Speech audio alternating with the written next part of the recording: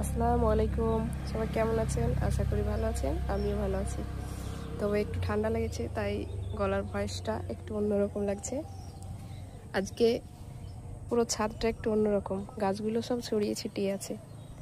কারণ আমি ছড়িয়ে ছিটিয়ে রেখেছি, এই যে ধারগুলোতে সব ফুলের গাছ ছিল, শ্যাওলা জমে গেছিলো বর্ষার সময়, বৃষ্টির জল ঠিকঠাক হয়তো ওখান থেকে যেতে পারেনি, ওই জন্য পুরো ছাদটাকে গাছগুলোকে সরিয়ে সরিয়ে পরিষ্কার করেছি।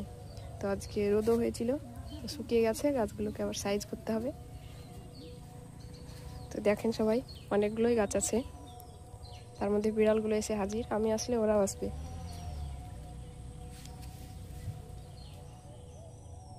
কত সুন্দর পোজ দিচ্ছে।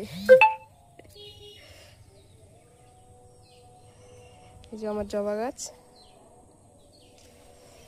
আর এটা হয়তো অনেকে চিনেন, এটা কোনো ফুলের গাছ না, এটা আমরা যেই আরহর ডাল খাই, অনেকে অনেক কিছু বলো, আমরা আরহরই বলি। তো এটা তার গাছ। আর এটা হচ্ছে আনারসের গাছ। আনারস ধরবে কি জানি না, আনারস খাওয়ার পর যে উপরের অংশটা ছিল ওটা দিয়ে লাগিয়েছি, কিন্তু গাছটা হয়ে গেছে, দেখা যাক আনারস ধরছে কিনা। আর এই যে কদিন আগে দেখাচ্ছিলাম রজনীগন্ধা ফুলেছে, এটা কি জানি কি হলো বুঝতে পারছি না, এটা ঢলে যাচ্ছে। আর ওই যে আমি ছোট ছোট কয়েকটা ডাল লাগিয়েছিলাম ড্রাগনের, এর আগেও দেখিয়েছিলাম যে অনেক ফুল হয়েছিল, নষ্ট হয়েছে।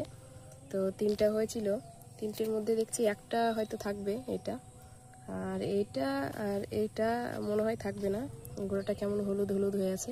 তারপর দেখছি আরও একটা ডাল ছিল, ওটাতে আবার ফুটেছে, দেখা যাক ওটা থাকছে কিনা।